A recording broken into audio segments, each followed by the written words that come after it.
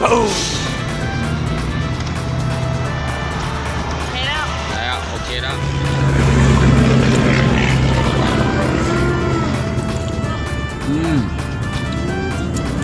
เส้นมันนุ่ม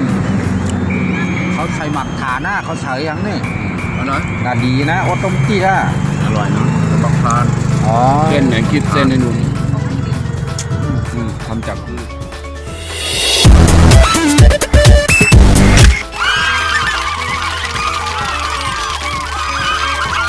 สั่งข้าวเหรอดีเที่ยวค่ะแค่วเฮ็ดมาดีสั่งอ่ะ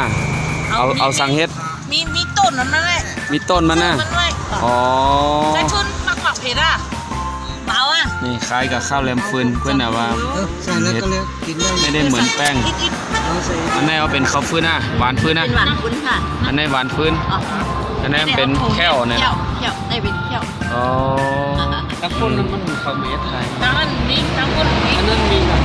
ฟืนได้มีจะมีเครื่องปรุงนี่มีกระเทียมเจียวอันนี้เอาจังยิ้วหวานในเป็นมีเกลือมีงาในก็แล้วก็นั่นเป็นน้ำผักส้มน้ำผักส้มอ๋อแวะที่แสนหวีของกินอร่อยนี่แม่ค้าแค่วของกินทางแม่สายเชียงรายหรือเชียงตุงก็จะมีข้าวฟืนหรือข้าวแรมฟืนแต่ถ้าออกมาทางไตมาวนี่เดี๋ยวมีแค่วนี่นะหน้าตาคล้ายน้ำเบี้ยวตัวนี้นะอันนี้หวานฟืนอันนี้ข้าวหวานฟืนเขาก็คือเอาหวานฟืนเนี่ยตั้งแซวตั้งแซวนี่หลงมากินที่เมืองทุ่งมาไว้ลุงเอาเกินเอาว่าลุงหวานฟื้นจะ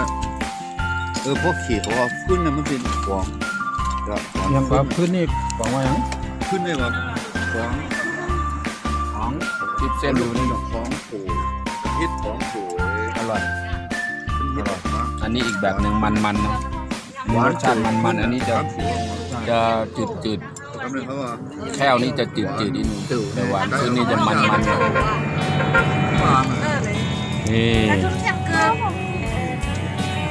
เป็นทางครับผมเป็นเนื้อหวานเตี้ยพอเมาไอ้กินก็แคบเนาะตั้งกินไตอันไหนเนาะส้มดินน้ำส้มหวานดินน้ำส้มไตวะนี่อาหารไทยใหญ่แท้ๆนี่นั่งกินได้บรรยากาศเลยซิวไปเหรอซิวกินตัวแล้วเหรอไหวน้ำมาแล้วจังหวานค่ะเหมือนกันเจออยู่อ่ะแคมอยู่อ่ะ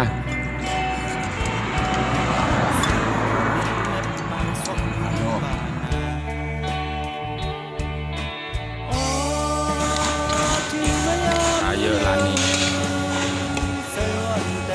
จอยบาดแห้งใจเน็กซับสไครบัดอีกหนึ่งค่ะยินจมค่ะ